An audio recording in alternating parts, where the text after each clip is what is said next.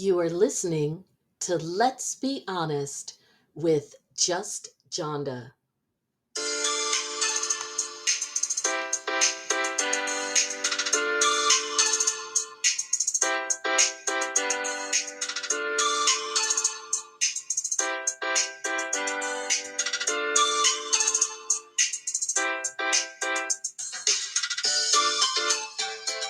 Hello and welcome to Let's Be Honest with Just Jonda.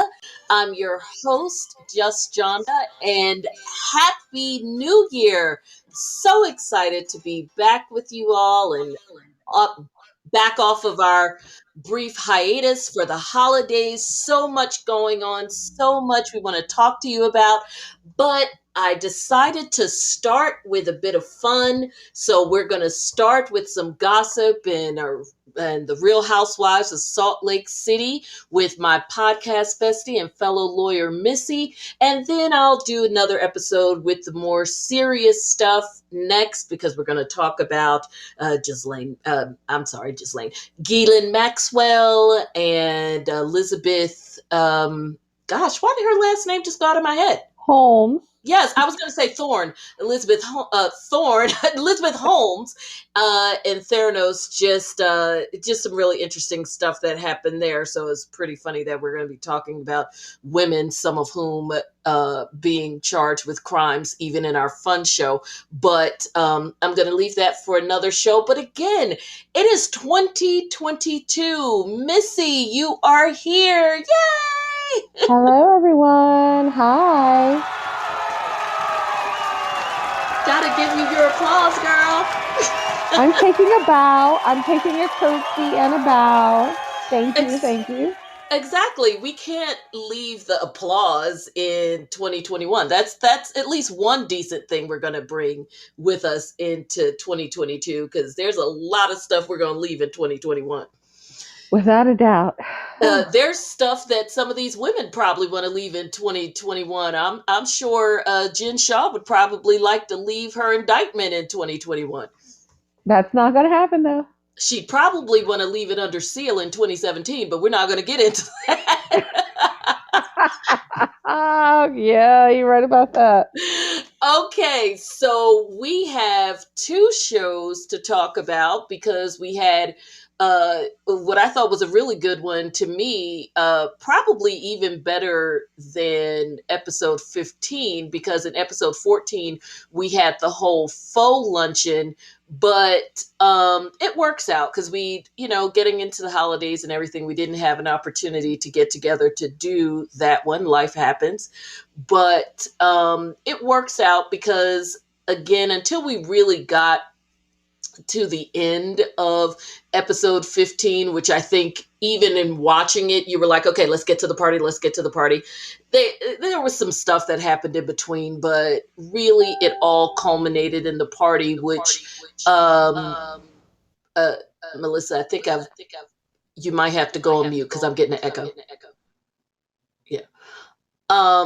It jumped off of the most of what happened at the party was the faux lunch, kind of was the springboard into that. But so we'll get into all of that with the Real Housewives of Salt Lake City in a few moments. But we've got some Bravo gossip, not a whole lot, but a couple of Bravo gossip items. And then to go to another network, but still dealing with women on shows that we used to love. We also have a bit of Mob Wives gossip.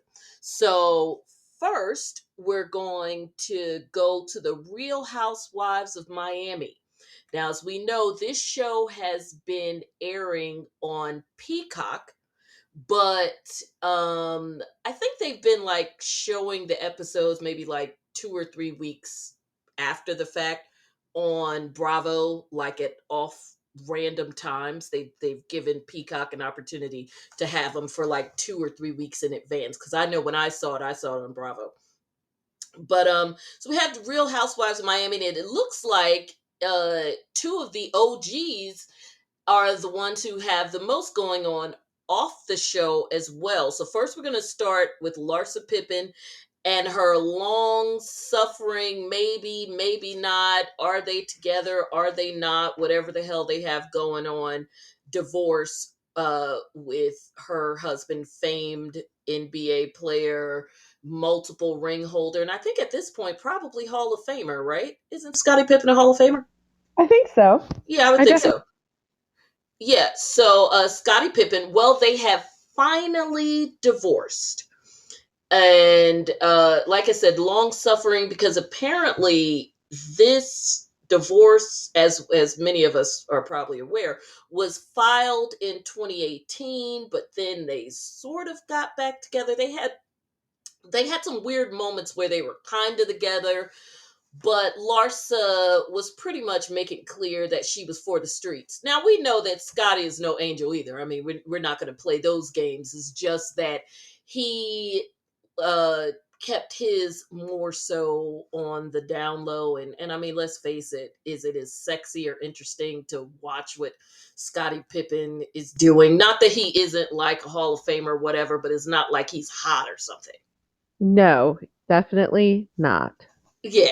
So, I mean, and he's definitely been out there because, there's been various basketball documentaries and all of that. And he always manages to be out there. And I think he coaches too, if I'm not mistaken. So Scotty's very much in the mix. He's still making the big bucks and all of that. But Larsa, who is no spring chicken. I want to say that Larsa's late 40s. She might not be 50 yet, but well into her 40s, decided that she was going to be a Kardashian and has pretty much not let up on that, right down to allegedly, dating the same dudes that they were messing with. Like, wasn't there like some rapper nonsense? There was a little rumor about French Montana.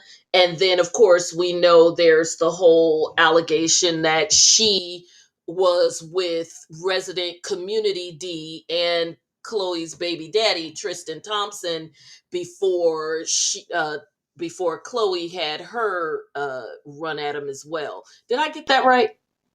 That's what I heard. Word on the streets. I mean, she is just really enjoying her 40s Or in a way I'm something? sure many women would like to. Yeah.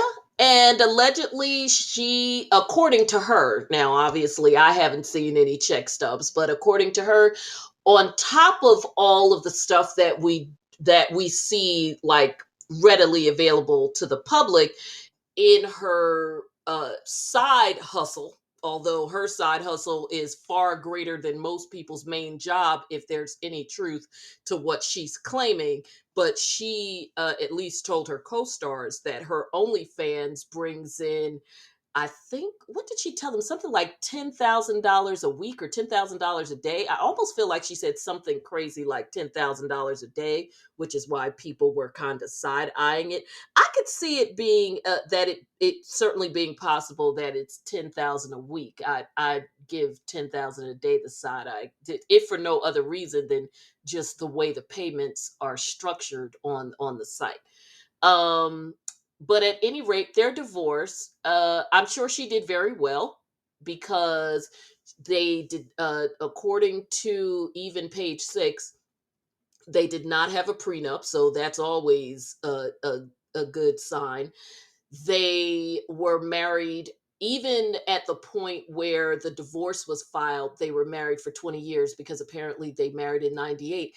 And on top of all of that, which I didn't realize, I knew they had like 3 or 4 kids. Well, apparently they have 4 kids, and at least 2 of them are still minors. In fact, one of their children is even younger than my daughter. She's like, the youngest is like maybe 13. So there's also child support stuff there, as well as the fact that there was no prenup, and she's on Bravo, her OnlyFans. So Larsa's gonna be sitting in high cotton for the foreseeable future, unless she has the misfortune of giving all her money to somebody who ran away with it, like Nicole Murphy. I mean, she's living the dream, right? Isn't that what all of these women are striving for, marry Yeah, the money and then divorce it and still be chilling without the man. I mean, hey. yeah. So she's definitely that is definitely the case. So we've got Larsa sitting pretty, new divorcee, although I think most people probably thought she was already divorced unless they watched the show, because of course on the show she made clear that she wasn't. Now another OG from that show, Alexia, and I'm not even going to try to say her last name because I just, try not to screw up people's names. But everybody knows who she is. She's one of the OGs on Miami as well because they have several new women. So Alexia, of course, is doing well on the show. Now she's the one, Missy, that, and I know you know this, but who had the wacky story where she was married to the guy. Of course, like we said, she married the dream, right? Rich dude, married the guy. After the divorce, finds out he's gay. I'd suspect that she may have found out before the divorce. That has a very Chris Jenner, I didn't know the full extent to which um Caitlyn wanted to transition type of vibe. Like, And no one's buying it. Nope. no, I didn't buy it the first time when she was on the show, not buying it now. So that had, it had that kind of vibe to it. By the way, do you have two speakers going at the same time? Is that why we're getting the echo? No, I've even switched my headphones. I don't have anything. Gosh, that's weird. And I'm checking. I hope it isn't me. Hold on, I'm gonna try another set. Let me try another set of headphones. Okay. So in the meantime, oh, wait a minute. So meet you. Okay, so in the meantime, while Missy is doing that, we know tech difficulties happen sometimes. Uh, okay, so Alexia, and then to make the matters crazy, so you had that with the husband, but then allegedly, when her father died, she found out that he was gay. Like, so was this just something her and her mom were pretending they had going on? And I think she's supposed to be engaged to someone else. Now technically the story isn't about her, but her story is still pretty fascinating.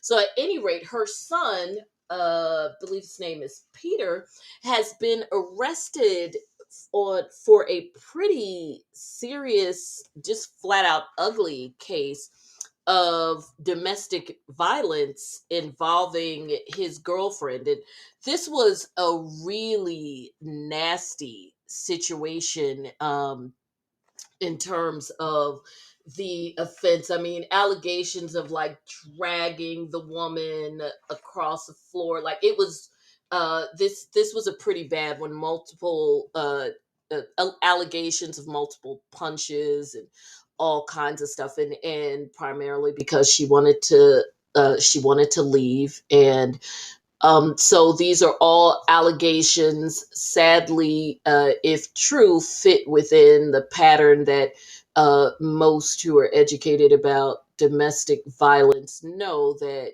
the woman is most in danger when attempting to leave. Missy, you back? I'm back. Can you hear me? Is Oh, I this could me? always hear you. The issue was the echo on my end. So I think it's me. I'm going to try and take out my speakers, my earphones, and see if that helps. Okay. Okay, how we doing? Nope. Do you, do you Still still the have echo, my? so I don't think it's me. So we'll just have to, guys, just bear with us. What we'll have to do is Missy and I just be really careful about, well, wait a minute. I don't think the echo is as bad. Well, Okay. anyway, Missy and I'll just have to be a little more careful about her being on mute when I'm talking. And sometimes you'll just hear me pause a little bit to make sure that she knows to chime in. And that's just the way this episode will be. And of course, the next time we'll have all of that worked out.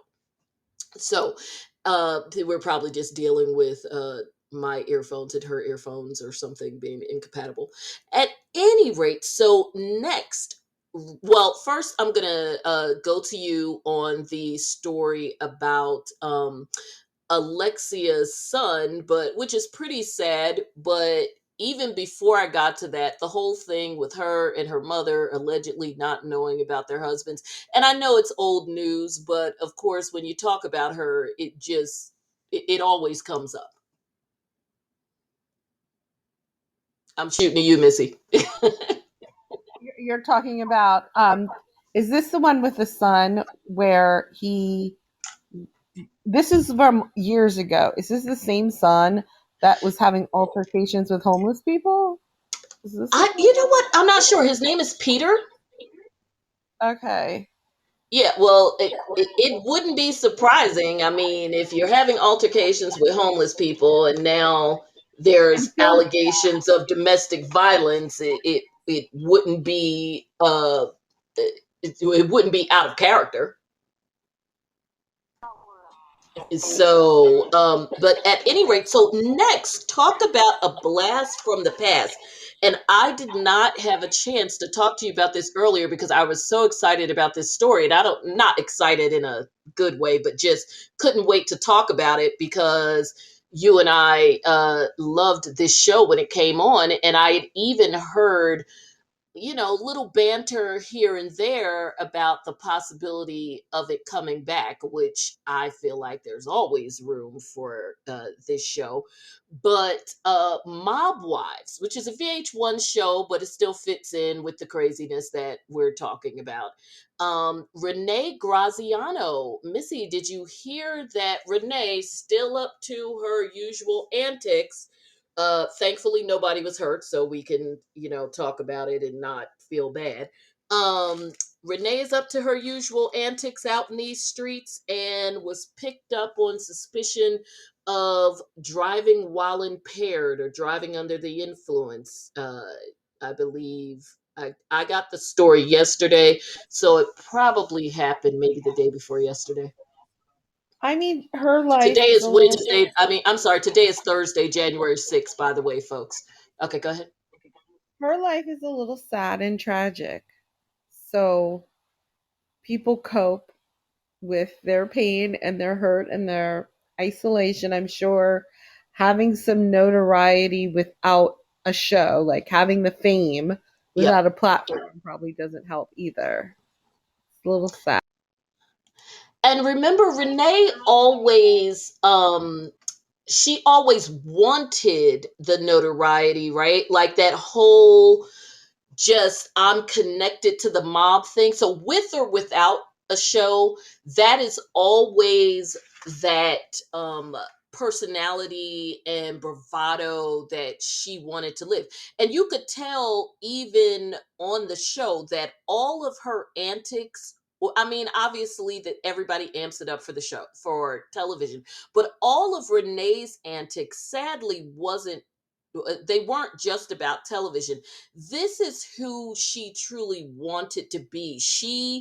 It's like she really didn't never truly had a real identity. So that whole I'm a part of the Graziano family, my husband did this, my friend's husband did that, having the beefs with people just because they're related to people that her relatives allegedly had beefs with, like all of that sadly is very much a part of who she was, and I don't or who she is, and I don't think that that's just about the show. That's Renee. And it's not healthy. It's not healthy. By the way, I did look up the guy Peter, right? And I Mhm. am right. Like in 2012, he was filming himself assaulting homeless people and got in Okay. trouble. So he's on brand. He's on brand for Mhm. whatever brand that is, by the way. But yeah, Renee always struck me as being very tragic. And when I would watch that show, I just saw a lot of trauma from her. Um, and even though like she has the fame or whatever, apparently she's still suffering. Yeah, and you combine the mental issues because there's, definitely some stuff. I kind of feel like, given how Renee is, if she was born a boy, because I feel like she would have preferred to be a son.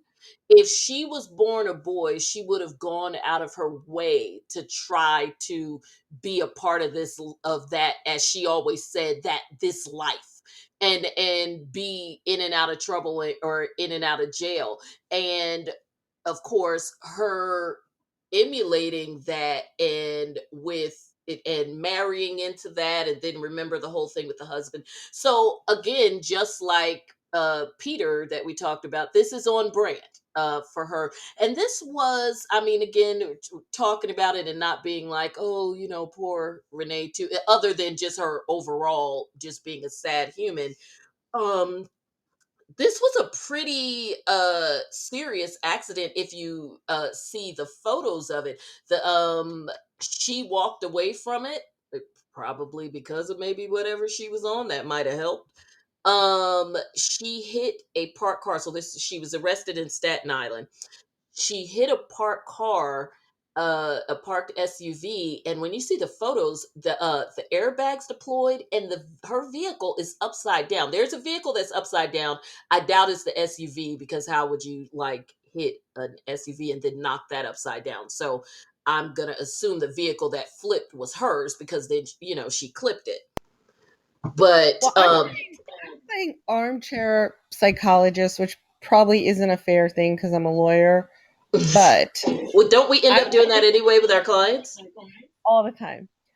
But I just feel like in that world, which is a very male testosterone driven world, Yep. a lot of the women, what they're bringing to the table is their sexuality, whether, and that's their currency.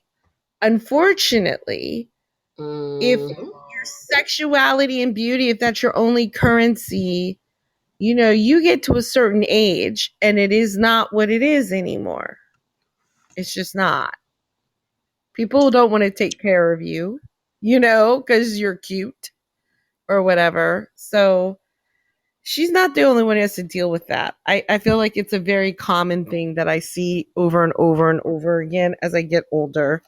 And it's just very hard. But on the show, that seemed to be like a lot of what she banked on. And sadly, when you look at the pictures of Renee, she I won't say that she wasn't attractive. I will just say her features were very hard. And I think she knew that. We saw, even, I think when the show was on, she was probably in her 40s because her son was grown. We saw the struggles with the weight, the extreme plastic surgery. Even Big Ange, who, God rest her soul, who was also one of the characters, who was one of the characters on the show. um it was a whole, it was a whole thing, with them, and her and Ange in particular, because again, they weren't like the traditionally tiny ones like Drita. They had like that harder, beefier look. And so I think that with that beauty is currency piece, and in Renee's case, having the misfortune of being born a daughter instead of a son, so wanting a place with her father that she kind of had, but is still not as great as if you were a boy versus a girl in that world, and her desire to be so much a part of that world. Yeah, there's a price that she clearly seemed to pay, mentally, physically, and we see it continuing. She told the police, because they could obviously see that or they said that she was somewhat impaired, but she told the police that she had had an Adderall earlier. Um, Now you and I know that that doesn't usually lead to that situation. In fact, she should have been more alert. Right, super alert. But we gonna roll with it anyway, girl. Okay. So if she was smart, which if she already admitted to taking something, I don't know how smart she was, but if somewhere along the lines her wits she had her wits about her, or her wits kicked in, other than that Adderall statement, she kept her mouth closed and refused to provide blood so that they could see what was really in her system. Again, now you're getting Just John to the attorney. Don't do it. Don't do it. So It's a can of worms. don't do it. Absolutely. I'm preaching a word here, folks. You know, taking that test is basically no different than giving up your right to remain silent. Remember, any evidence can be used against you. So it's not just your verbal testimony, it's your physical testimony as well, i.e. blood alcohol test, or in her case, a drug test, because she did say that she took a drug. So automatically they would be looking for a blood test to determine exactly what that drug was. And chances are they don't believe it was Adderall any more than we do, and we weren't even there. So that's our legal piece on that. Missy, you have anything final on Renee? No, not at this time. No. Neither on Okay. Renee or Peter. No. Yeah, so we'll be following the story of Renee Graziano, and we'll keep you informed as things come up. Speaking of mob wives, wasn't Drea De Matteo one of the mob wives? She sure was. Wait. Well, what was she on? Because we know Drea De Matteo. Wait, she was on I think The Sopranos. Hold on. Oh yes, you're right. She was Sopranos. Sopranos. But there was a Drea. Her No, it was last name Drita. was Drita. Okay, yeah. Yeah. Okay, I got Drita and Drea mixed up. So Drita Davanzo. yes, because Drita was always in the conflict with Karen about Lee. Yes, Drita Davanzo is her name. Okay, well, Drita, I guess, is doing fine. Is Drea? In fact, she was in a rap video not too long ago. Lord help her. But no, it was Drea. It was Drea De Matteo, and in fact, I think she was in the rap video with French Montana. But Drea De Matteo, even though I thought it was Mob Wives, it was The Sopranos. Just a side note, it's going to be in a movie on Lifetime, but next month. But now it doesn't matter because I thought it was Drea. So anyway, now big event. We are now to the Real Housewives of Salt Lake City season 2. Episode 14. So this is the one that came on right before Christmas. This is the What the Faux brunch. By the way, I had pho for the first time right after that.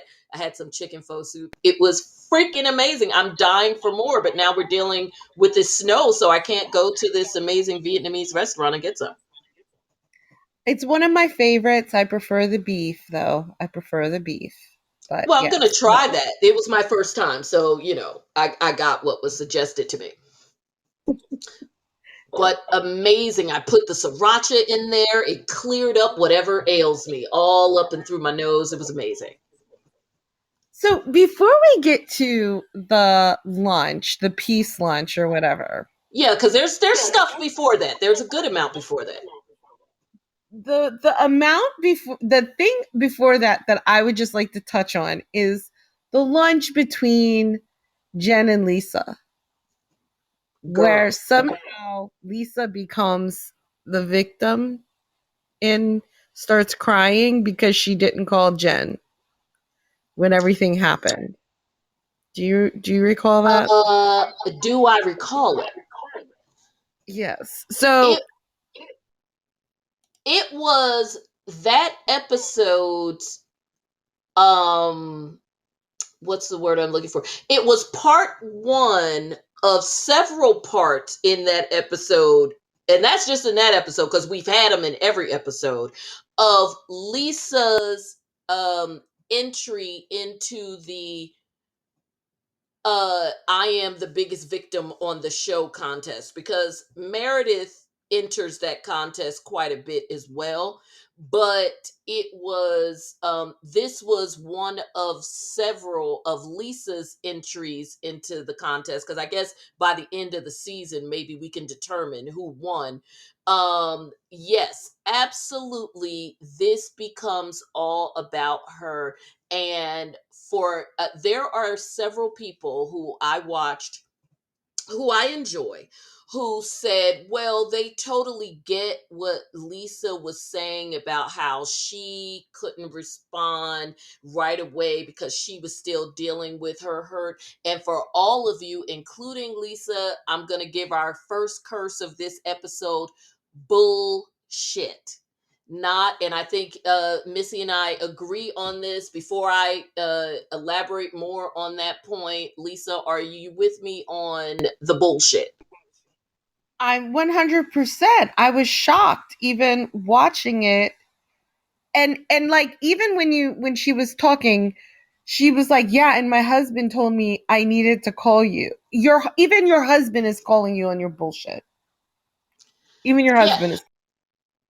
it was crazy. And so I'm gonna just do, well, first of all, she showed up in her 1980s white ankle boots, and I don't care that everybody's into the white boots right now. I don't care that my daughter insisted on my mother getting her some white Doc Martens, and my mom had to go all over the universe, and that was her favorite Christmas gift or whatever. I hate white boots. I grew up in the 80s. I'm traumatized by them. No white boots. And Lisa wore the absolute 80s ones where they're loose and open at the ankle. All she needed was some acid wash jeans. I know, side rant, makes me crazy.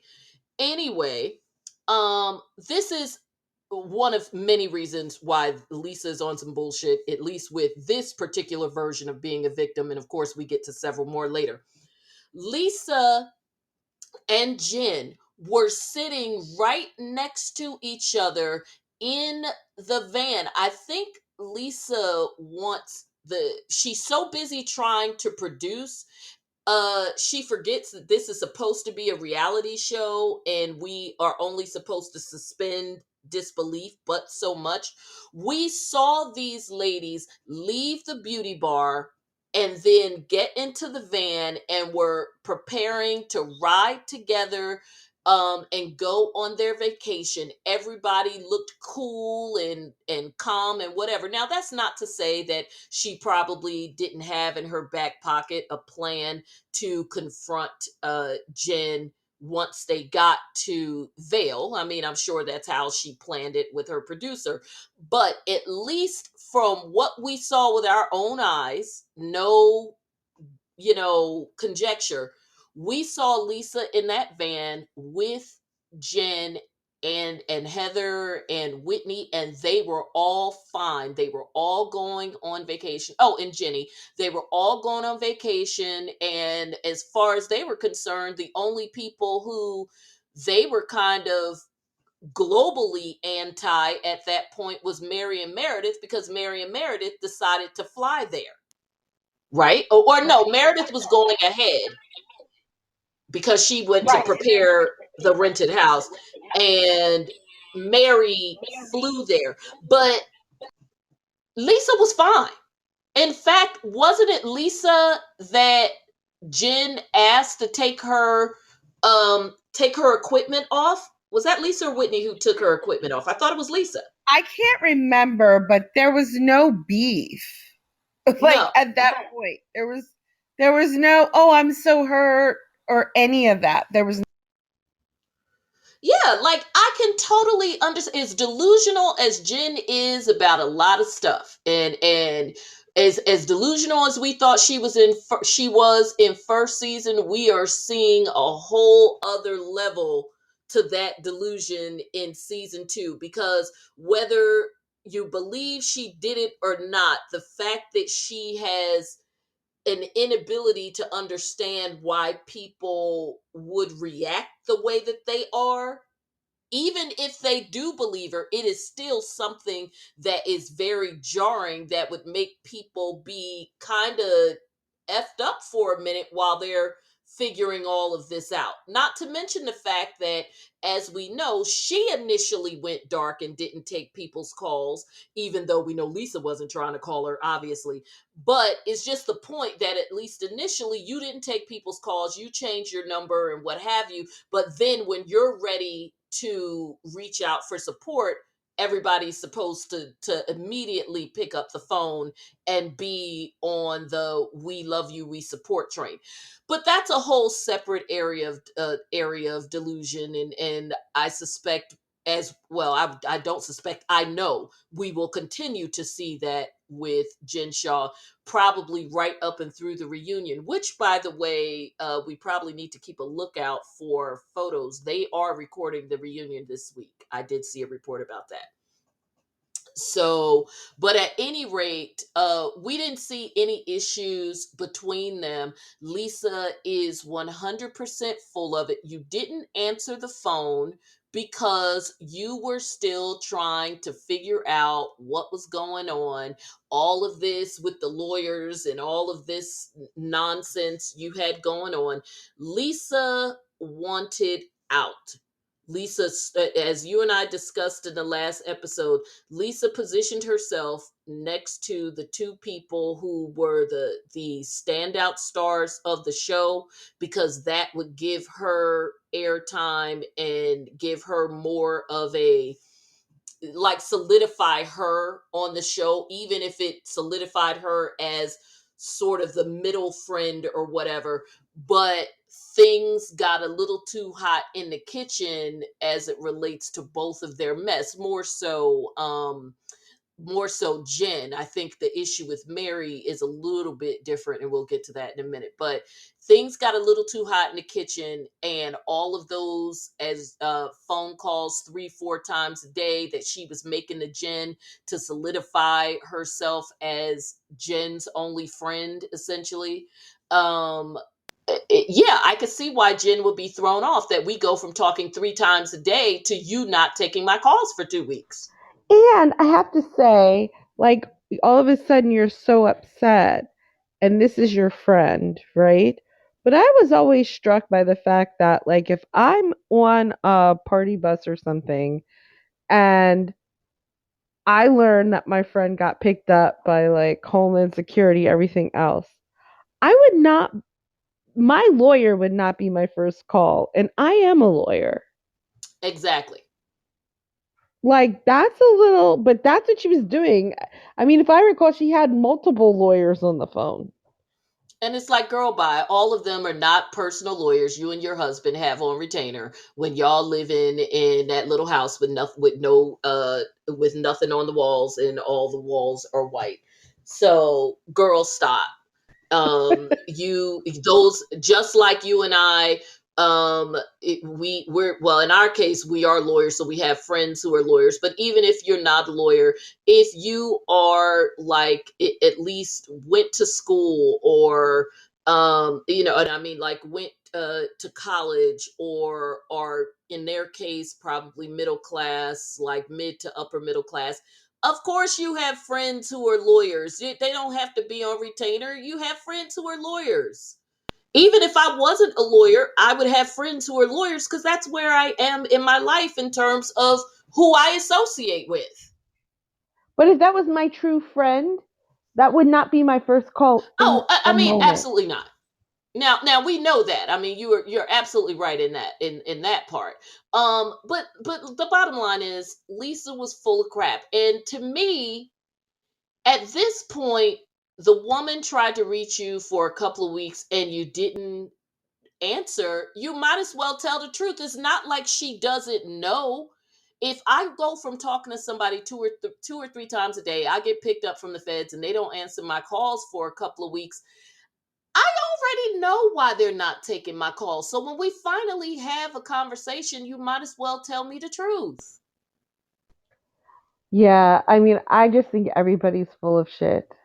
Do And you think then to make herself the victim. And by the way, just a note that, again, I think a lot of people missed in us. Let's remember the the start of that conversation. Lisa invites Jen to a photo shoot where her children are present, and you tell this person who you know has a tendency to pop off that you and or one of the ladies in your friend group is in contact with or building a relationship with, professional or otherwise, somebody who outed me on the internet and may or may not be suing me. And again, remember, you're not telling a normal friend, and even a normal non-pop off friend would probably be aggravated, but you're telling a friend who does have a tendency to pop off. And on top of that, Lisa said his name, which they bleeped out. So obviously there was an agreement among them that they wouldn't say his name, because even Bravo bleeped out his name. And so you invited this person to this place where your children were, and as usual, you decided that you wanted to produce a scene and lost control of it in front of your kids. And now she's wrong for getting mad about something you knew she was going to get mad about, that you brought up in front of your kids. So aside I from the just fact that Lisa is on BS for trying to use that to make herself the victim, look at what she's trying to make herself the victim about. it was like very unfortunate and only went downhill further. Only Yeah. went downhill further as the episode wore on, but we Oh my haven't God, I gotten to gotta that drink part some of yet. my water. I'm sitting here getting riled up, and I don't like any of these people. I don't either. But So, I'll let you lead through this episode. okay, so all right. So next, we see Jennie go to Meredith's obviously rented house, but it's a cool house. And first of all, I put this in my notes. Meredith looks like a totally different human being in her confessional. My God, the filters and the camera work they use and the makeup for these professionals are something out of this world. It's like the stuff Nene Leakes uses on Instagram. Now, is this where she's wearing the orange, whatever that is, You know what? I get up? didn't even write down what she was wearing. I just put in my notes because she has several confessional looks, but she just looked like a completely different human being. This is the one where I would say her and Lisa look like they're twins. I think this is the one where she's wearing the orange satin sleeveless low cut thing that I don't understand what she's going for. But It's like way too there's young for her. there's so many times where we don't understand what she's going for. And the crazy thing with her is when she's in her casual looks, a lot of her casual looks, like when she's inviting them to her house, like when she's in those browns and beiges, are cute things that I could see either you or I loving to wear, like to work or to brunch or whatever. Like when she wears stuff like the soft leather pants and stuff like that. So whoever dresses her casually, she's got some nice stuff. It looks expensive, well put together, but the minute there is a function or a confessional or hell, even a brunch, she looks straight crazy. Yes, agreed. Agreed. And at this brunch, well, it wasn't really a brunch. This is the one where they had Jennie come over, and they were talking about the faux brunch. This is the one where Meredith had on the blazer that was just all about the boobs. And yet another time when I noticed that Lisa and Meredith clearly got their faces done by the same person, because the resemblance is creepy, and it gets creepier as the seasons go on, because it seems like, if I had to put money on it, I would guess that Meredith got tightened up a little bit more after season 1, like they all do, and it made her look even more like Lisa, since Lisa is probably about 8 to 10 years younger than her. But anyway, the only thing that stood out there is they dressed up Jennie. Now, I love Jennie in the dominatrix outfit just because her body looked banging in it. However, I can't stand it when folks insist on making women of Asian descent blonde. I can't stand it when they do it to themselves or when other people do it to them. That blonde wig, I don't care what they said, that thing looked horrible. Now, maybe Dewey would like it because, again, it's some fantasy of being with a different woman and all that. I get it, but that thing looked about as crazy as it would look if I put it on. Well, the thing about, like, it's a cultural thing. I mean, I It know definitely is. I was at work one time and I was at lunch with some of my colleagues who are not African American. And they were talking about, one of them was saying that she's going gray now. And she says she's going to let her hair go gray. But she loved being blonde in the 80s because everybody wanted a blonde. Well, and in certain countries and stuff, that's still the case. I mean, when I have been binging, God help me, I have been binging Love Island on Hulu, but the UK and Australian versions, because as we know, they go all the way on everything, like just like on maths. I mean, every contest is somebody sticking their tongues down somebody's throats or whatever. And don't get me wrong, folks, it's not that I'm creepy. I mean, like, they curse, they fight, like, they UK and Australian television, whether it's their regular TV shows, but most especially their reality shows, even when they are versions of the same ones that we have here, just go a whole step further, like even on their housewives shows, because again, they curse and whatever. So even in the fakery, they're still more real. But the point is, I'm sitting here justifying why I watch those shows. Hell, I'm watching this nonsense. But the point is, like, why am I justifying this?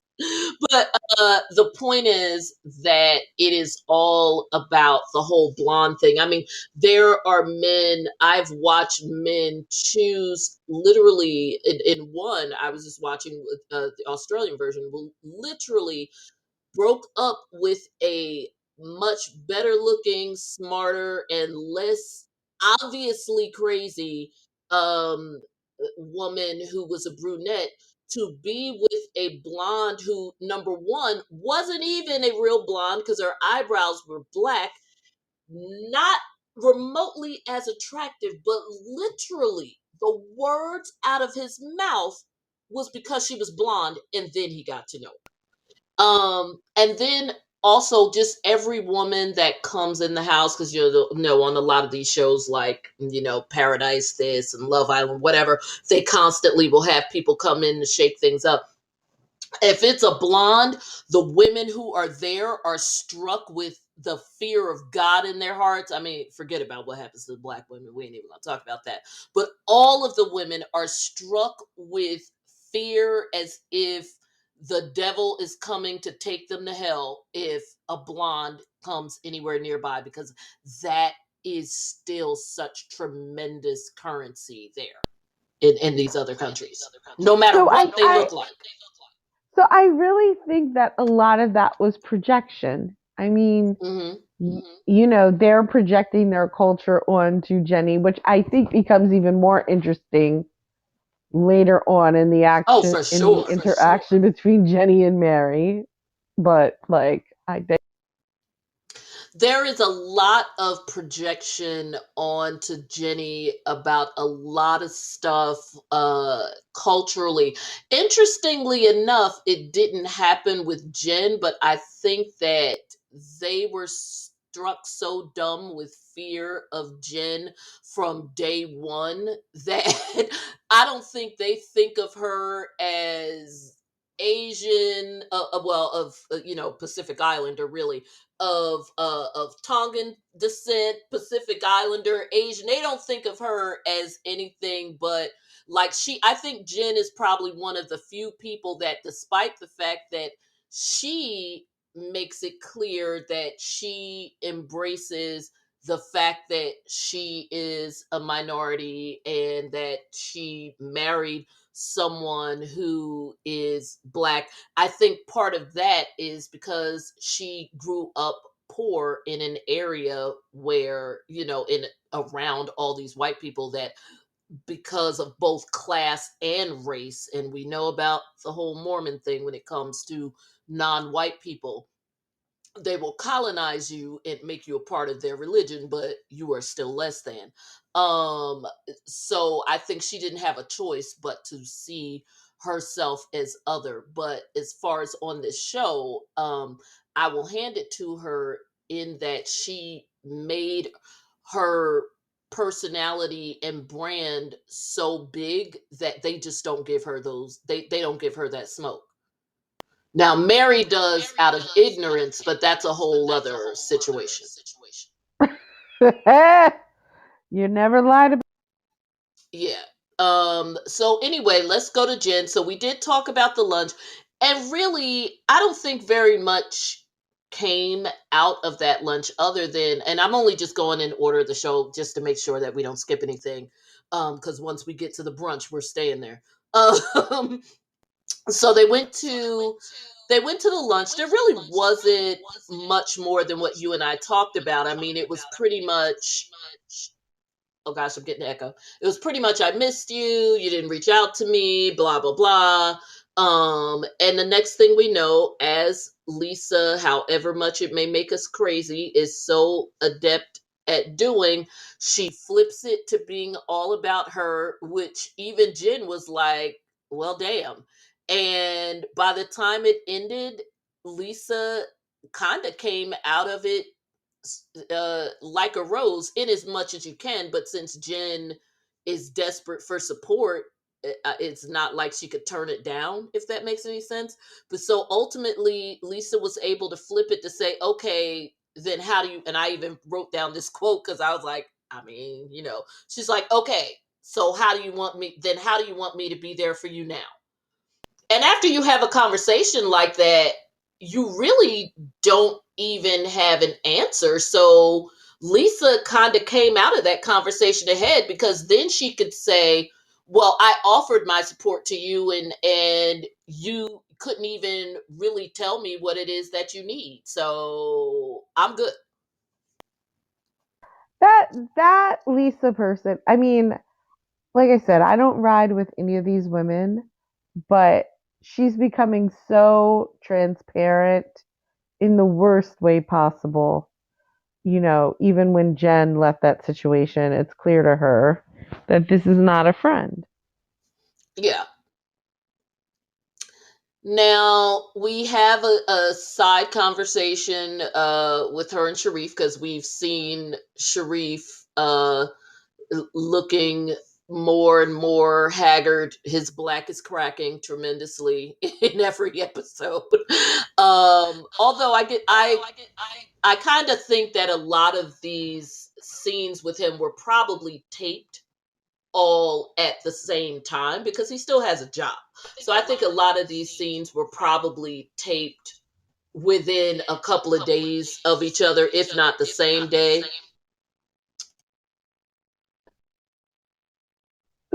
It was Okay, wait a minute. Come off mute. Okay. it was Ramadan, so it could Oh be yeah, he that would have been too. home. And he wouldn't have been eating, so or drinking. So there's that too. Well, no, if they're in the evening, he could eat. Remember, that's why he was so excited in the episode before about the chicken. It probably wasn't just the fact that it was chicken, it was the fact that it was after sundown, so he could eat. Right, but in this episode when they were praying, I think they were doing evening prayer and like the talking or whatever they were having, you Yeah. know. So, But yeah, but if it was after sundown, he's good. If nothing else, I mean, I think there's no question there's some shade with him. And nobody's going to convince me otherwise. There's shade with both of them, like finds like. But I don't doubt that he is devout. If nothing else, that was always clear even in season 1. She probably less so unless he's around, but he is certainly devout. I don't think that part is fake. They talked about getting a smaller place so they could pay less rent for Jen's defense. As I put in my notes, I was distracted. I just wanted to yank that wig off her head. Jen, while like many women, probably gets extensions to make her hair look fuller, but extensions notwithstanding, Jen has beautiful hair.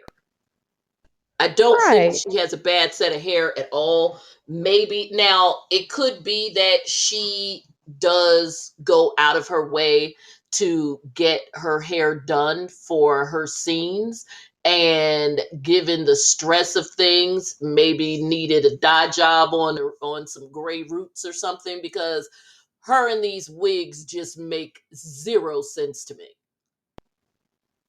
This And one it and the one she wore at Whitney's party. but also it's a whole pandemic even though these women are pretending like it's not. It is.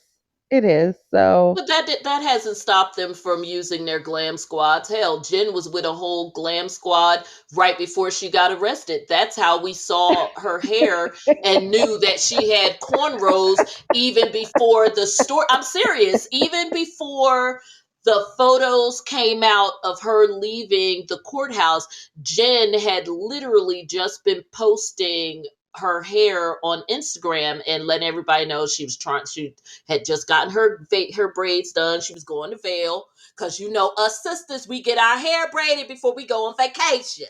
So, so she had just gotten her Vail braids and was sitting in glam at because remember they were at the beauty spot anyway, and so she was just doing glam. well, maybe she's And just cutting like Erica back. Jane, well, exactly. Well, and again, let's face it, her she's had a rough couple of weeks, and while I have never been indicted by the feds, I've certainly, like you, have had some things happen in my life that stressed me out enough to jack up my hair in a very short amount of time. Like for real, for real. Yes, I have had. Like them roots can go gray. Just you stay pissed off for about an extra 3-4 days longer than usual after a certain age. So, Yes. so Now I'm fully gray, but like when I get angry, my natural hair becomes even wilder and bigger. There's no taming it. yeah, My emotions affect the yeah, it gets volume of my wiry. Yeah, definitely. it's crazy. So after this, Lisa and Whitney do something that I want us to do just to say we did it. Which is, I was watching this. I said, Melissa and I need to record like our first YouTube episode doing this. The paddleboard yoga. What is so ridiculous? Okay, so first of all, I have paddleboarded before, but I haven't done paddleboard yoga.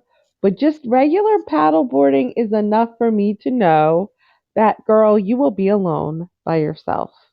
But regular yoga is hard enough. Like, you got to balance on a paddleboard. You got to balance doing yoga. Like, and you're trying to put them both together. And then the place that they were, I mean, it was cute from a scenic standpoint.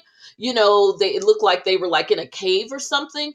But it wasn't even a big enough pool. Like, I was genuinely concerned that if one of them fell over the right way or the wrong way, rather, they would like bust their head open on like the side of what, like the whole thing was so ridiculous, but in a cool, this is why we watch Housewives, to see them do ridiculous things that aren't necessarily about fighting or whatever.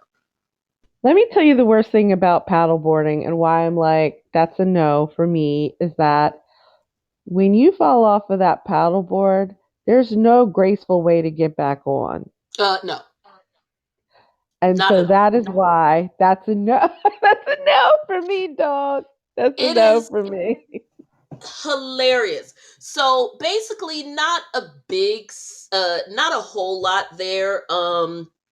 Other than Lisa again being the typical, like Mary called her in episode 15, two-faced, because Whitney told her that she spoke to Cameron, which I swear, Lisa's face was, if she didn't have so much Botox and fillers, I can only imagine, because you could see like her face almost changed because she was so angry with the mere fact that Whitney spoke to Cameron, because as we know from seeing how possessive she is of Meredith, Lisa is one of those people who feels like if someone is her friend or even her connection or her contact, that they are her property. It's kind of like, if I were to put it in housewives terms, and I know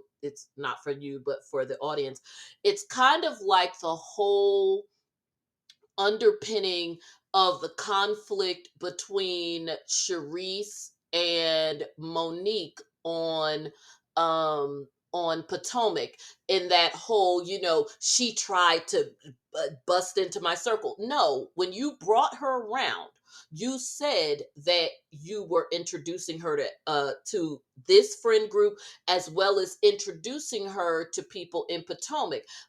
But obviously, it became clear based on the way that Charisse feels about her, is that is only okay if I am doing the introducing and you still stay in this place as my little sister. So your entree in this world is never going to be, hey, Monique. Is going to be, hey, Charisse's friend Monique, or hey, lady that she introduced us to, Monique, because ultimately this whole thing and these connections and contacts and whatever are mine, only to share with you in the manner that I like. And in this case, as we know, Lisa certainly had full intentions on Whitney meeting Cameron, because as we know, in connecting all the dots, Lisa deliberately invited only Meredith and Whitney to her son's charity event, with the Right. express purpose of them meeting Cameron. However, that interaction for Lisa, the producer, who can never keep control of her scenes, that interaction was only supposed to be under the conditions that she set for him to tell you what I want, what I have set up for him to tell you, and then I'll handle the rest of how we're going to deal with Mary. But can I just tell you that, like, Whitney is really getting on my nerves. She is like the biggest Karen of Karens. Okay, we get it. Mary has this stronghold over her church, right? I feel like they have enough evidence on Mary or whatever to do whatever they're going to do, but they just keep rehashing it, rehashing it. I don't know what they're waiting for or expecting. Well, I think it's one of those, and we've seen this with some other shows, and it's not until you get a character who is bold enough to cut through and be like, "Oh, I don't care about this heifer. I'll be the one to do it."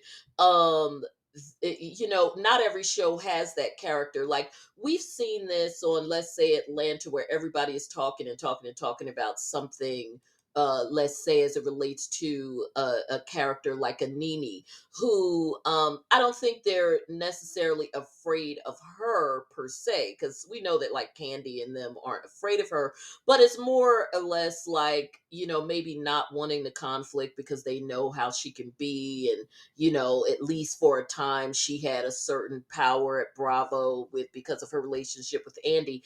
And it's not unless or until you have a character who's like, I don't care about any of that, I'm going to confront the hoe.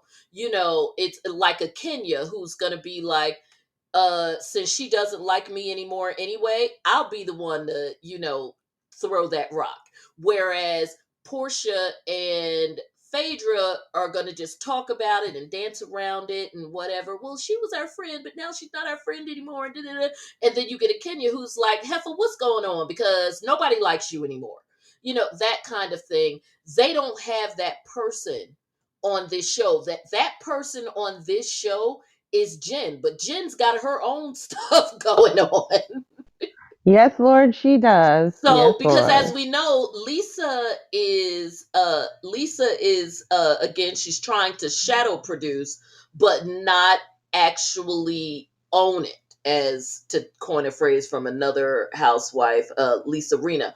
Whereas if we saw Nene producing scenes, Nene would own that she was setting stuff up. Now, she, depending on what it was, she might try to finesse it a little bit. But ultimately, she'd be like, okay, yeah, I said it, a charade. Yeah, I carried that bone.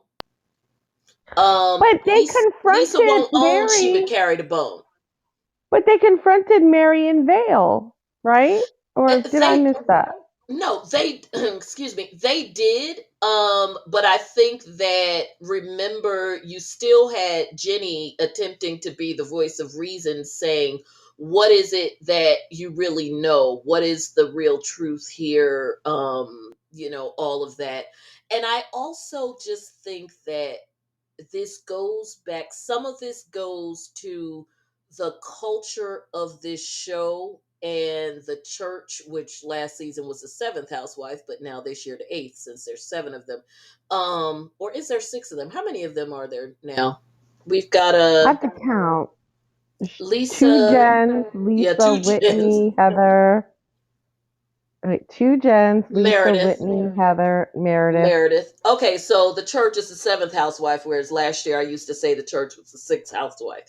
I think that part of why this is so perplexing to most of the viewing audience in terms of the level of seriousness with this, especially in comparison to Jen Shaw, is because of where it is and the fact that the church plays such a larger role in their whole culture, there, as opposed to it just being like a part of their lives. The church, for at least for the Mormons, is life. Like, it could make a difference between you speaking or whether or not you speak to your sister for 17 years. Right, right. So and it Heather and Whitney in particular are the ones who are come from Mormonism, not converted to it or anything like that, but truly bred deep. So I don't think that's all of it, but I definitely think their issue when it comes to church is a lot more of a sensitive issue than it is for other people, especially when they make that Mary versus Jen comparison. But I do think that that's part of it, even though not necessarily all. And let's face it, it's a storyline, because honestly, we have to look at the bigger issue, and we talked about this in the last episode, which is that they know in advance what the general direction of the storyline is going to be and where they're going to take it. And not just the women know. I mean, this is all mapped out with the producers and whatever. This was going to be the season of Mary. and all of that. And actually, and as we know, the Jen Shah thing literally fell into their laps, which, from the reality TV gods as far as Bravo is concerned.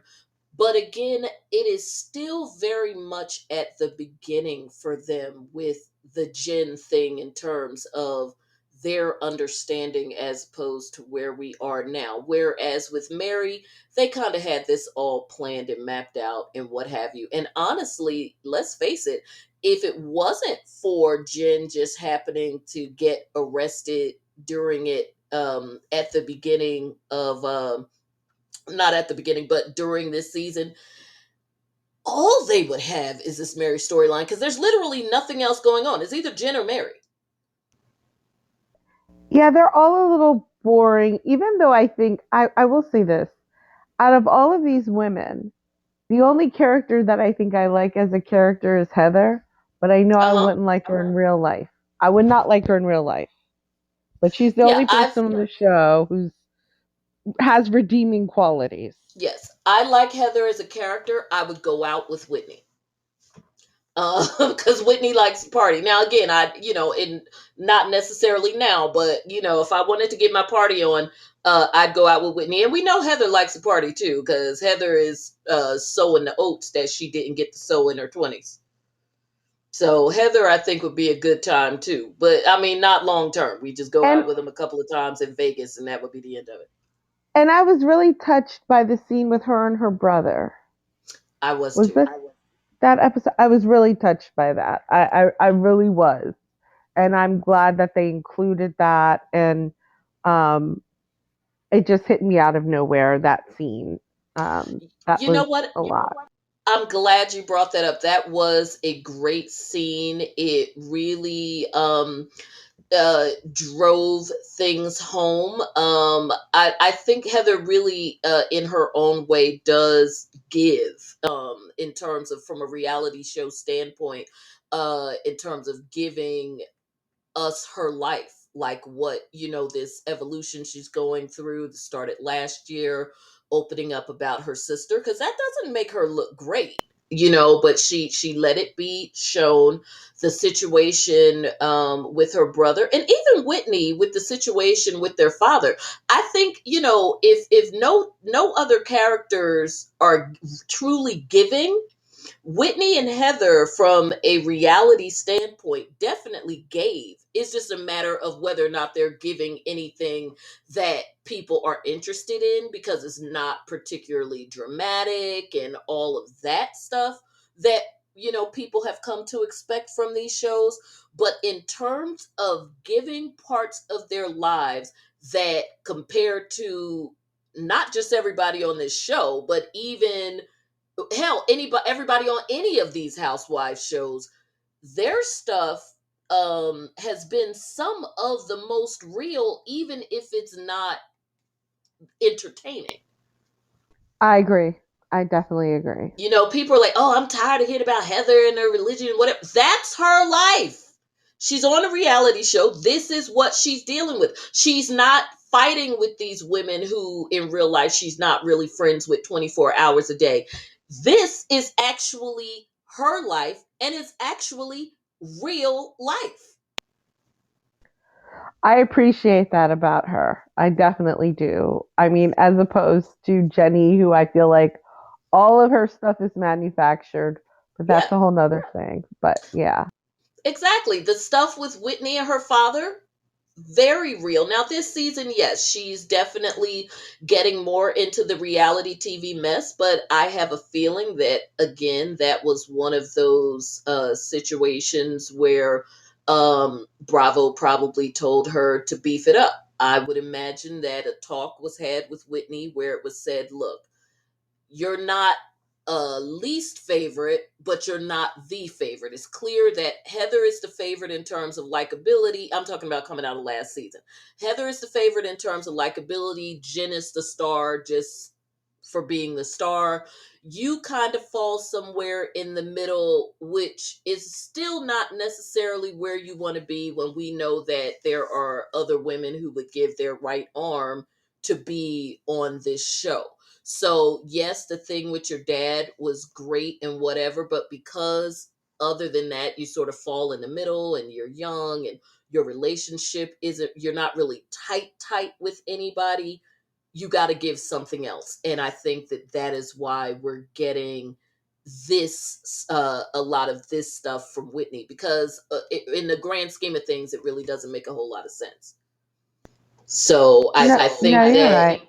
yeah, I think that Whitney's role is very production driven, very I need to make sure that I secure a season 3 because I did not fall on the map anywhere.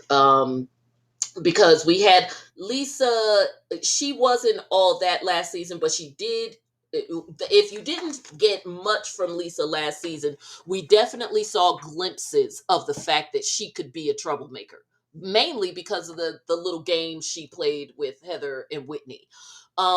Meredith was riding on the sort of matriarch of the show, even if boring. And then of course Heather solidified her position of being, because of being a fan favorite, and Jen solidified her position because of being crazy.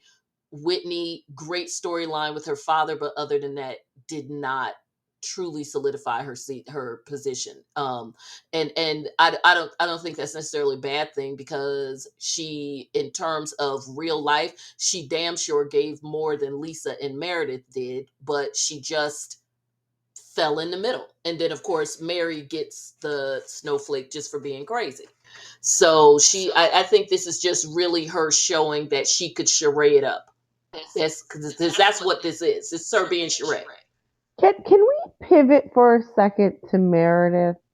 Mm-hmm. Because I'm of two minds about Meredith. On the one, I feel Meredith when she's like, "What don't y'all understand? If Okay. y'all are I'm inviting so Jen, glad you brought this up, because we are don't going to the invite full me." brunch right now. Right. But then on the other hand, I'm like, Meredith, are you delusional enough to think that these women, knowing that Jen is the hot storyline, are just not going to invite her to stuff? Like, are you confused? I don't know. I'd love to hear. I was looking forward to this. Meredith, I say it, and I was screaming at my television when she said it for brunch, and so I was ready to throw a shoe when she said it at this past event.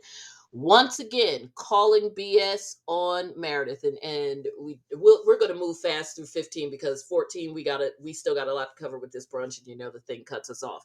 But anyway, Meredith is just full of it. Bottom line is, you don't film, you don't get paid. She wasn't in that episode enough that it would have made a difference. You get paid for showing up and being on those episodes. They got a call sheet. Let's stop playing the games. These women have already knocked down the fourth wall enough. So and because there's so much fake stuff and overproducing, there's no point in not talking about it the way it is. These folks get a call sheet just like any other scene, like doing a movie or a television show. You know exactly what you're walking into. So you said it once, okay, fine. I don't want to hear it every single time you show up somewhere and Jen is going to be there. These are group scenes, group events. You knew that she was inviting the group. She said that she was inviting the group. What about that did you miss? She said, I'm inviting everyone. You said, who are you inviting? She said, everybody. She sure did. Now, yeah. So was she assuming that because Jen was given what Jen is going through, and that some people she's spoken to, some people she hasn't, and we know that the way that a lot of times the way that we see these scenes are out of order from the way that they're filmed. So perhaps when things were initially discussed, there was still like a gap in that whole area of who had spoken to Jen and who hadn't. I don't know. But if I say everybody, then you just have to assume that everybody's gonna be there. We got a call sheet, and she wants her check just like I want mine, which is why I'm going. You are not a victim. This was Meredith's first entry into I'm a victim too here, because Jen is gonna be here. When you know that you're not gonna engage anyway. Which she didn't. And quite frankly, I wasn't mad at Meredith about the way that she handled both this interaction with Jen as well as the interaction with Jen on season 15. I mean, I'm sorry, on episode 15. Heaven forbid 15 seasons of these people. I'm just annoyed at the idea that she keeps saying it because we know what time it is. Not mad at the interaction. She came and she did what we always expect Meredith to do. Meredith doesn't bring smoke unless somebody brings smoke to her first. She talks a good game, but Meredith was not going to get in Jen's face or get into any conflict with Jen unless Jen started a conflict with her. And in which case she would do like she always does and leaves. I mean, I'm that person where when I'm done with people, I'm done with them, and they can be sitting across the table from me or not. You know what I mean? But And I you agree with know, you in real life. I agree with you 100%. If I tell you don't invite me to stuff you're inviting her to, I don't, then just don't, because I don't want to interfere with your event. We're not going to go back and forth on RSVPs and who did and who did. Well, is she coming? Ain't she coming? You know, like kind of like that whole maneuvering around that, remember Karen did with Candace and Monique, where it turns out Monique did come to the event, but she came early and Karen told them different times and all that. I'm not doing all that. So somebody's got to come, somebody's not. So if this is something I'm inviting Meredith to, Meredith has already told me how she felt, then I'm not inviting Jen, vice versa.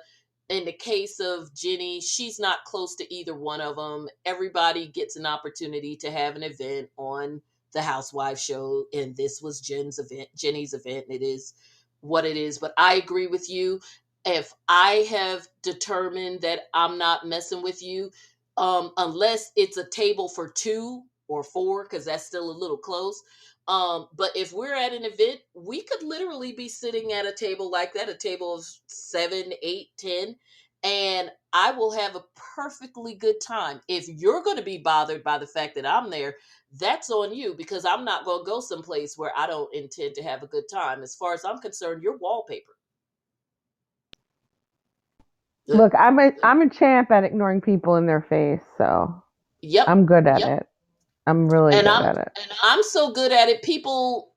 There are people who I didn't have a fight with and don't know I don't like them, and it's not about phony or whatever, because I'm still not going to do the air kiss and the hug or whatever, polite conversation, because they're part of the group, and that's whatever. I'm not going to specifically interact with them, but I'm not going to leave a conversation just because somebody that I don't mess with walked up, and I'm certainly not going to disengage from things unless it's really intimate, or there's some other issues afoot. But if we aren't in a situation where, like, as folks say, it's on site, I'm good. And we know Meredith ain't on site. Jen is sometimes, but we know Meredith ain't. So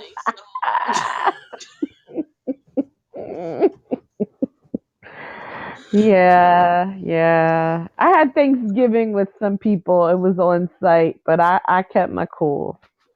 exactly.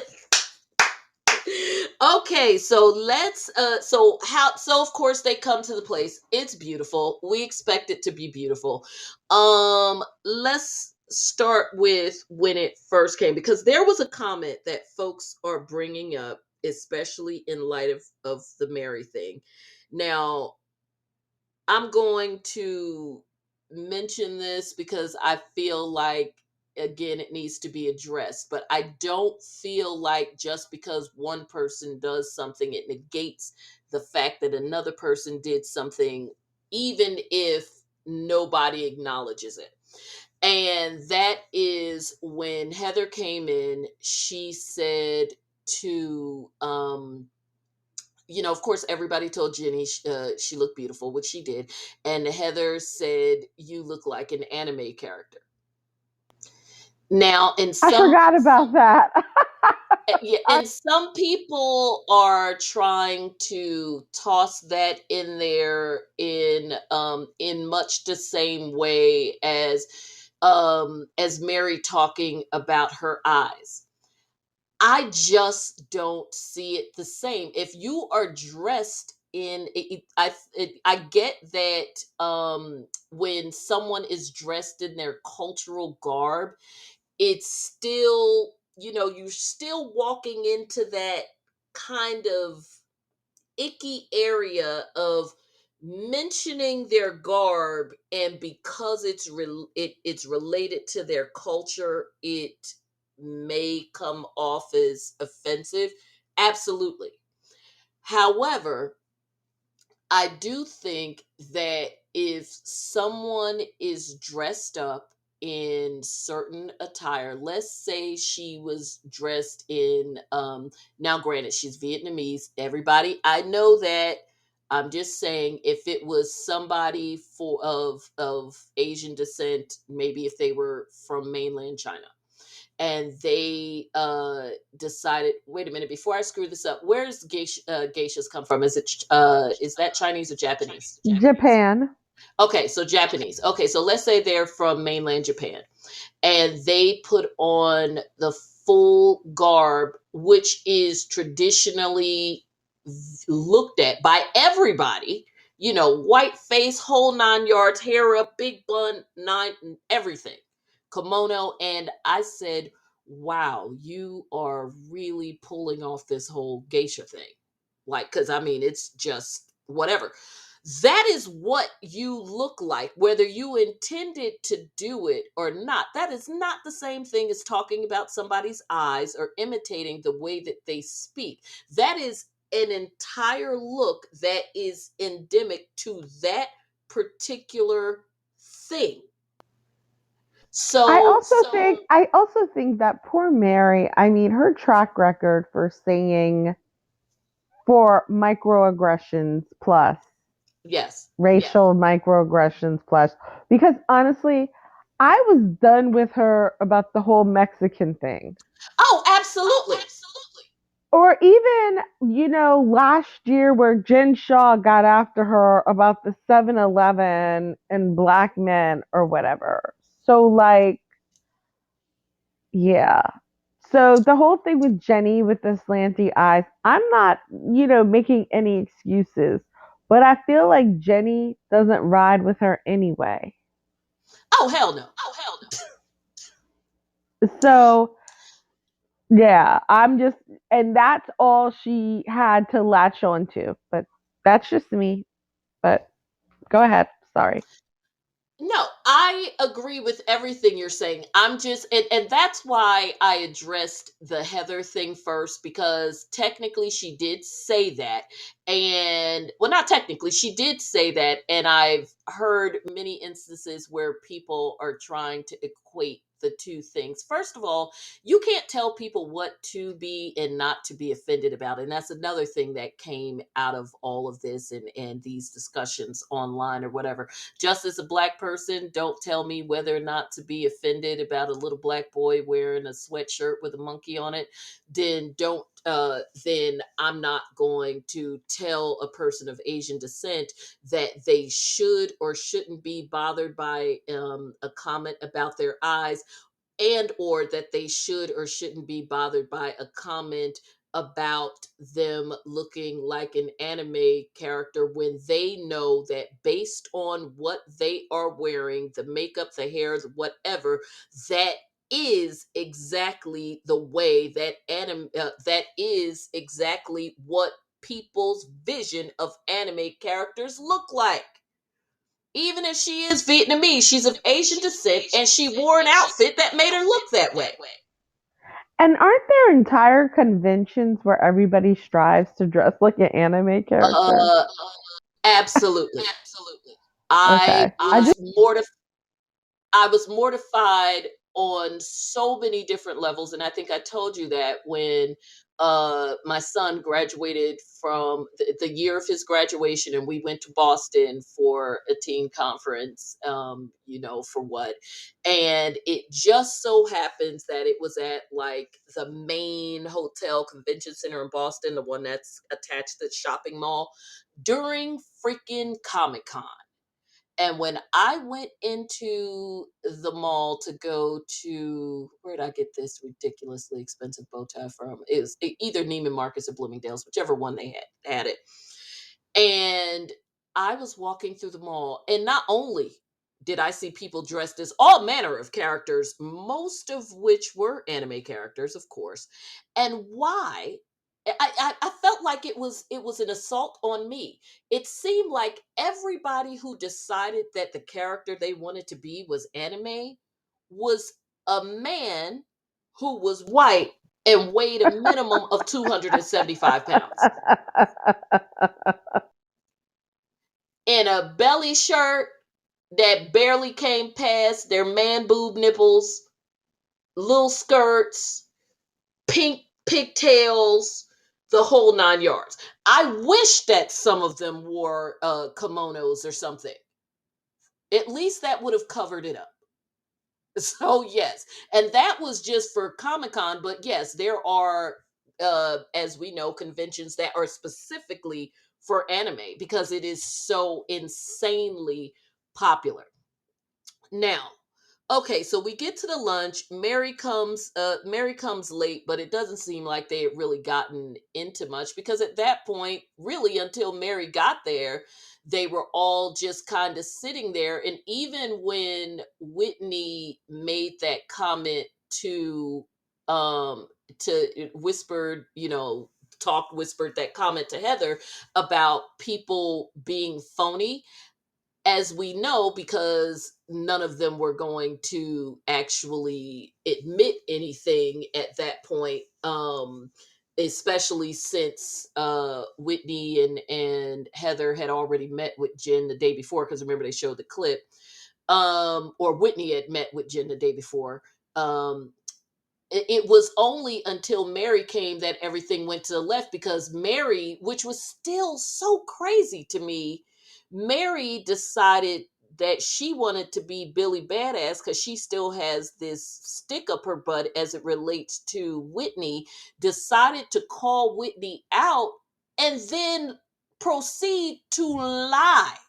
And I mean, just a stream of lies that just didn't make any sense on any conceivable level, because you do not like this woman. This woman knows you don't like her. So it would be no surprise whatsoever to her, nor any reason for her to really be upset about the fact that you bask in the glow of her arrest, because you don't like her and she don't like you. The last time we saw interaction between Mary, I'm trying not to laugh and it's making me laugh already, between Mary and Jen was when Jen tried to put out an olive branch and say we should get our families together. And Mary was like, no, we're not going to do that. Remember the party? Do you think I remember the party. So do you think, okay, so this is my question. Do you think that Mary is just so crazy she doesn't remember half the stuff she says, or do you think she is a liar? I think she's a liar. Okay. I think that Mary, as we talked about before, has this thing where she thinks she's superior and better than these women. And she is used to, in her normal environment, she is used to intimidating people to not question her or not go against her. And even with this group of women, excuse me, if there had not been um other issues that had occurred between them and her, like fairly recently, like within that last week or so when they went to Vale, they probably would not have contradicted her either. They would have talked about it. They maybe Heather would have told Whitney later she was lying, but I think because they were already somewhat in conflict, particularly with Whitney, that and even her calling Whitney out by saying, "What are you saying?" Even that was adding fuel to the fire of her conflict with Whitney. Plus you had the fact that unlike the rest of them, Jennie is not afraid of her and Jennie doesn't like her. So I think that was I think that she actually, even in that moment, if those other conflicts had not occurred so closely to that brunch, I think she would have gotten away with it then. Because remember, there have been times where Mary has punked these women,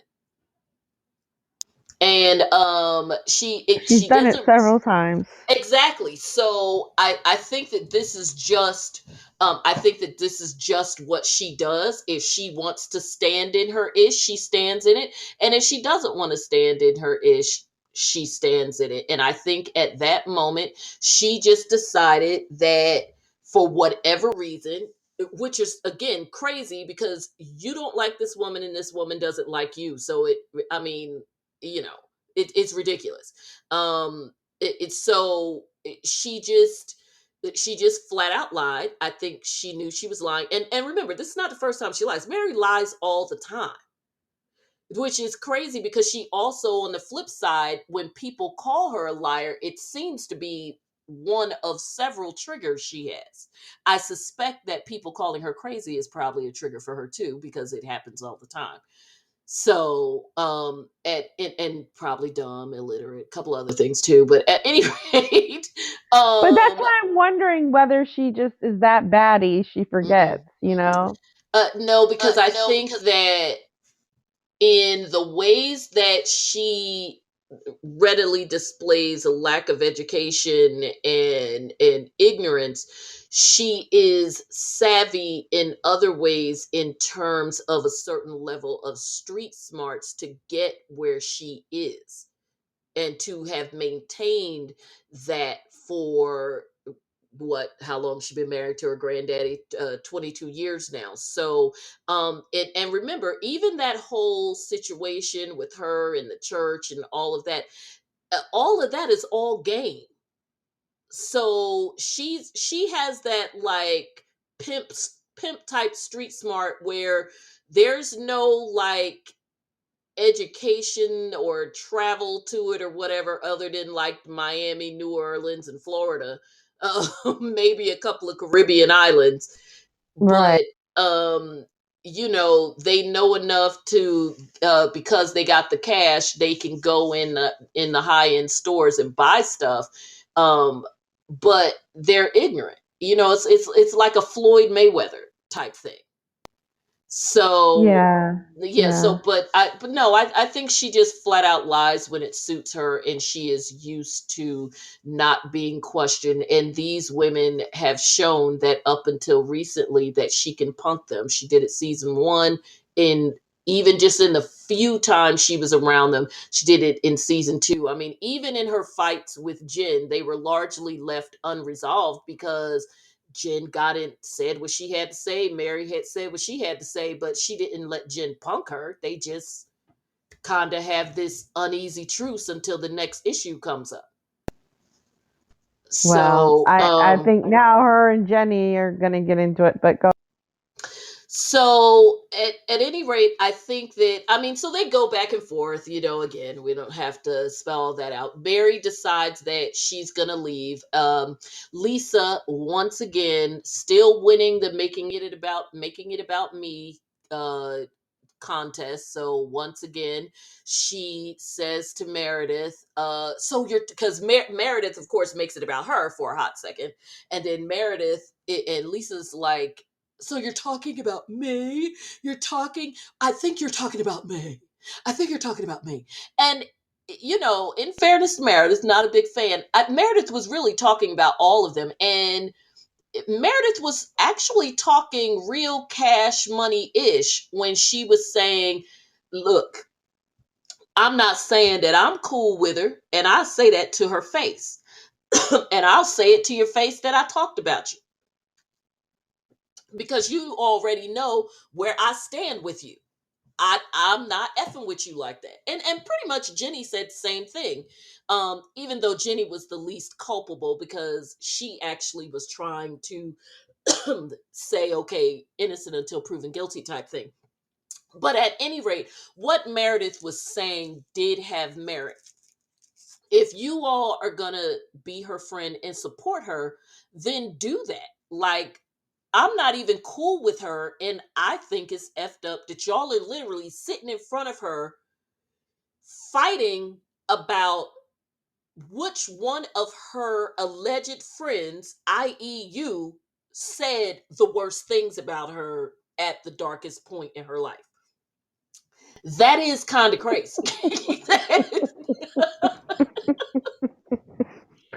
It was insane. It was That's what insane. made this was truly Housewives gold, because we've seen fights before, but at the core of this fight is you had women literally fighting in front of the person about the fact that they are her friends, but when the darkest moment of her life happened, which one of them said the worst things about her?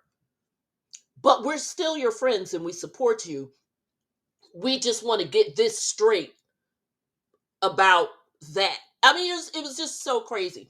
So, quote of the night, I can't imagine there's anybody on the planet who wouldn't agree. Quote of the night is Jen walks away, and of all people to go and comfort her, Mary, but again, just the craziness that's Mary. And Mary said, I'm praying for you, and I pray you will be found guilty. That was hilarious. That was hilarious. I mean, innocent. No, you That was meant guilty. hilarious. You meant guilty.